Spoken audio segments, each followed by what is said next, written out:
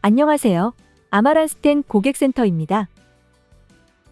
이번 시간에는 아마란스텐을 통해 연말정산 작업을 진행하기 전 2024년 귀속 근로소득 연말정산에 관한 개정세법과 연말정산 자료 입력에 적용된 내용을 안내해드리겠습니다. 국세청 홈택스 사이트에서 제공하는 2024년 귀속 연말정산 세액계산 및 지급명세서 제출 방법 안내 파일을 참고하여 근로소득 연말정산과 관련된 개정세법을 설명해드리겠습니다. 먼저 소득세법에 의한 개정세법을 안내해드리겠습니다. 육아휴직수당, 비과세 적용 대상 확대 및 범위 규정입니다. 육아휴직 지원을 위해 근로소득에서 비과세되는 육아휴직, 급여 수당, 비과세 적용 대상 소득에 사립학교 직원이 사립학교 정관 등에 의해 지급받는 월 150만 원 이하의 육아휴직 수당도 비과세가 적용되도록 확대되었습니다. 출산 보육수당, 비과세 한도 상향입니다. 출산 양육 지원을 위해 근로소득 종교인 소득에서 비과세되는 출산 보육수당 비과세 한도가 월 10만 원에서 월 20만 원으로 확대되었습니다. 직무발명보상금 비과세 한도 상향입니다.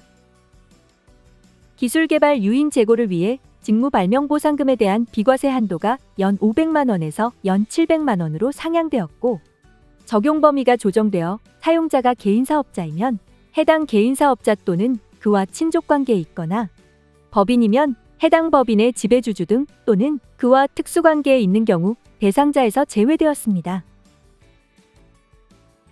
장기주택저당차입금 이자 상환액 소득공제 확대입니다. 서민 중산층 주거비 부담 완화를 위해 300만 원에서 1,800만 원이었던 공제 한도가 600만 원에서 2,000만 원으로 상향되었습니다. 또한 적용 대상이 확대되어 주택 요건이 기준시가 5억 원 이하에서 기준시가 6억 원 이하로 주택가액이 상향되었으며, 차입자가 신규 차입금으로 즉시 기존 장기주택저당 차입금 잔액을 상환하는 경우도 포함되었습니다. 상향된 공제 한도는 차입연도에 상관없이 상환 방식에 따라 2024년 1월 1일 이후 이자 상환액을 지급하는 분부터 적용되며, 2011년 12월 31일 이전 차입분 중 상환 방식이 없는 경우 종전 한도가 적용됩니다. 연말정산자료 입력, 공제자료 입력 탭, 주택자금의 장기주택 저당차입금 이자 상환액에서 구분 및 관리 항목이 변경된 것을 확인할 수 있습니다. 자녀세액 공제액 확대 및 공제 대상 손자녀 추가입니다. 출산 보육 부담 완화를 위하여 자녀가 2명인 경우 30만 원에서 35만 원으로 상향되었고, 3명 이상인 경우 연 35만 원과 2명을 초과하는 1명당 연 30만 원으로 공제액이 적용됩니다. 손자녀에 대해서도 자녀세액 공제를 적용받을 수 있도록 공제 대상자가 확대되었습니다. 연말정산 자료 입력, 기본정보 탭, 부양가족에 등록된 자녀별 자녀공제 항목 체크 여부에 따라 자녀세액 공제 적용 여부를 확인할 수 있습니다. 손자녀인 경우 부양관계를 공공사, 직계비속, 자녀, 입양자, 손자녀로 선택하면 자녀세액 공제가 적용되며, 부양가족의 만 나이에 따라 자녀공제 항목이 자동 체크됩니다. 고액기부에 대한 공제율 한시 상향입니다. 기부 활성화 지원을 위해 2024년 12월 31일까지 기부한 금액이 3천만 원을 초과하는 경우 초과 기부금에 대한 공제율이 40%로 상향되었습니다. 의료비 세제 지원 강화입니다. 출산 양육에 따른 비용 부담 완화 및 장애인 활동 지원을 위해 의료비세액 공제 대상이 확대되어 산후조리원에 지급하는 비용에 대한 총급여 조건이 폐지되었고, 장애인 활동 지원급여 비용 중 실제 지출한 본인 부담금이 세액공제 대상에 추가되었습니다. 또한 6세 이하 부양가족에 대한 공제 한도가 폐지되었습니다. 연말정산 자료 입력, 공제자료 입력 탭, 의료비의 의료비 집계 내역에서 6세 이하자의 한도가 전액으로 적용된 것을 확인하실 수 있습니다. 국외 근로소득에 대한 비과세 확대입니다. 선원 해외건설 근로자 지원 및 과세 형평 제고를 위해 국외 근로소득에 대한 비과세 한도 및 적용 대상이 확대되었습니다. 외항선, 원양어선 선원 및 해외건설 근로자의 비과세 한도가 월 300만 원에서 월 500만 원으로 확대되었고, 재외공관 행정직원과 유사한 업무를 수행하는 자로서 기획재정부 장관이 정하는 자와 산업인력공단의 직원도 비과세를 적용받을 수 있도록 재외근무수당 등에 대한 비과세 적용 대상이 확대되었습니다. 2024년 2월 29일이 속하는 과세기간에 지급받는 소득분부터 적용됩니다. 주택자금, 대여이익 비과세 대상 조정입니다. 과세 형평 제고를 위해 주택자금 대여이익 비과세 대상 중소기업 종업원 범위가 조정되어 중소기업이 개인사업자인 경우 친족관계에 있는 종업원, 중소기업이 법인인 경우 해당 법인의 지배주주 등에 해당하는 종업원이 대상자에서 제외되었습니다. 2024년 2월 29일 시행 이후 발생하는 소득분부터 적용됩니다. 위탁 보육비 지원금 및 직장어린이집 운영비 비과세입니다. 과세 형평 제고를 위해 비과세되는 근로소득 중 복리후생적 성질의 급여에서 위탁 보육료 및 직장어린이집 운영비가 추가되었으며 2024년 2월 29일이 속하는 과세기간에 발생하는 소득분부터 적용됩니다. 기부금의 필요경비 산입순서 정비입니다. 기부 활성화 지원을 위해 사업자의 기부금 지출 시 필요경비 산입 한도에 고향사랑 기부금의 필요경비 한도 및 순서가 규정되었습니다. 연말정산 자료 입력, 우측 상단 기능 모음, 기부금에서 산출 과정 순서를 확인할 수 있습니다. 근로소득 간이세액표 조정입니다.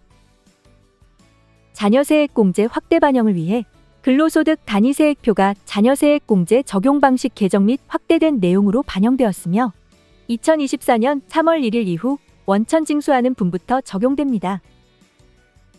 개정된 근로소득 단위세액표는 프로그램에 이미 적용되어 급여 입력에서 소득세 계산 시 반영되고 있습니다.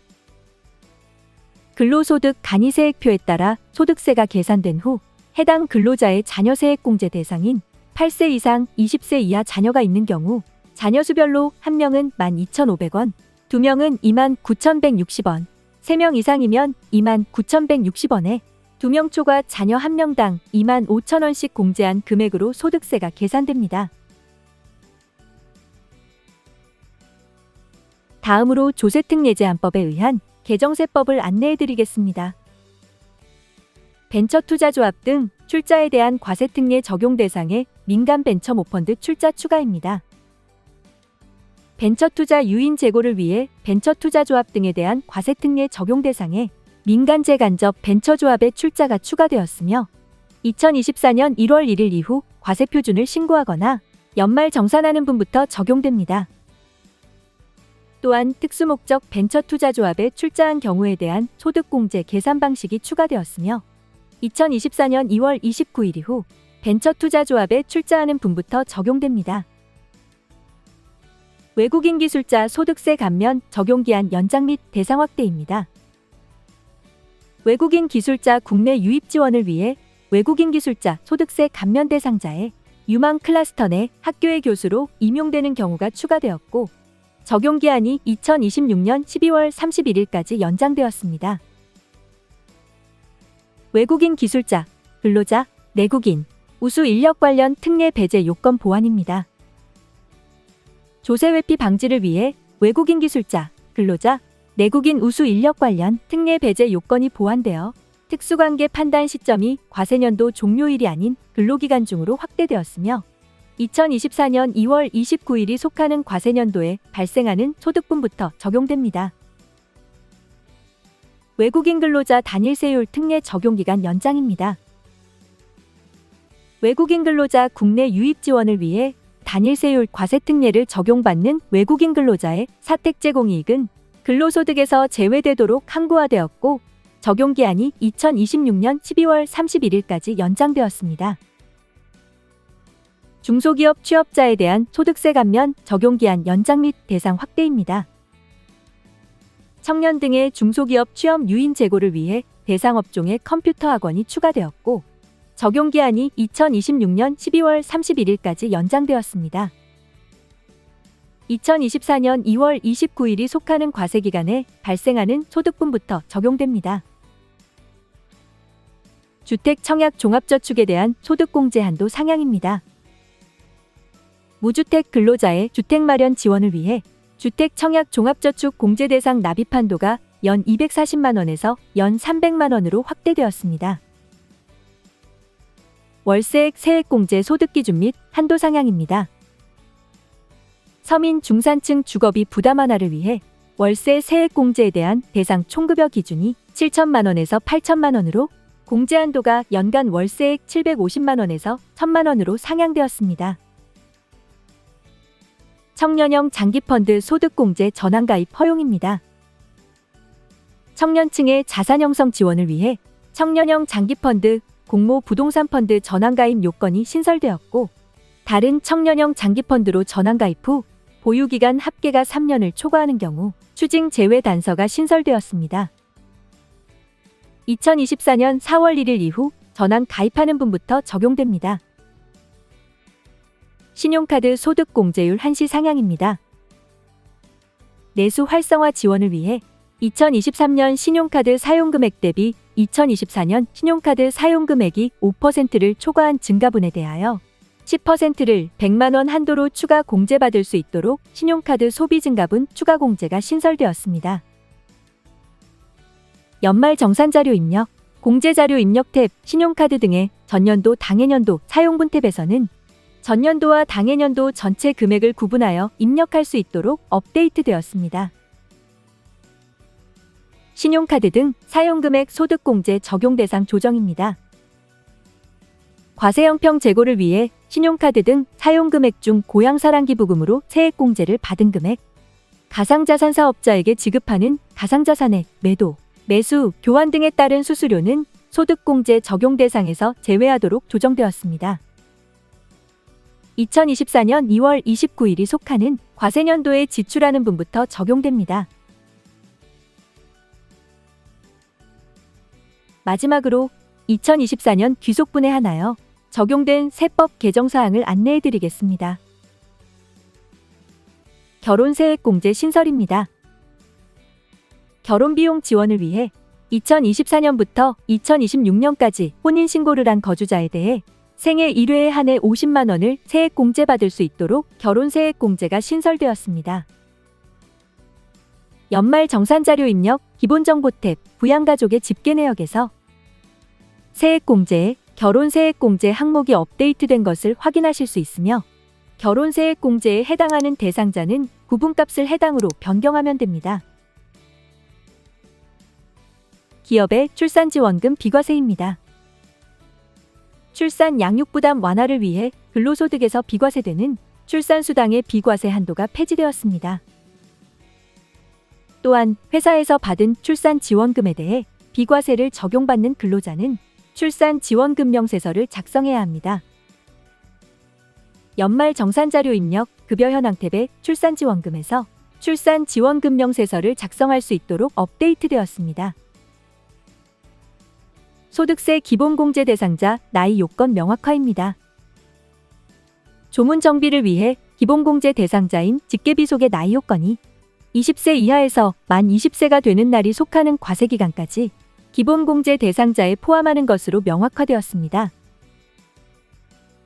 산출세액보다 세액공제액이 큰 경우 세액공제 적용 방법 보완입니다. 세액공제 적용 방법 합리화를 위해 세액공제액 합계 대상에 고향사랑기부금 세액공제 항목이 추가되었습니다. 의료기술협력단에 대한 세제 지원입니다. 의료기술협력단 설립 및 운영 지원을 위해 특례기부금, 일반기부금 단체에 해당하는 병원이 설립하는 의료기술협력단이 추가되었습니다. 특례기부금의 경우 2025년 1월 1일 이후 신고하는 분부터 적용되며, 일반기부금의 경우 0시행일 이후 신고하는 분부터 적용됩니다. 이상으로 2024년 귀속 연말정산에 관한 개정세법에 대한 안내를 마치겠습니다. 감사합니다.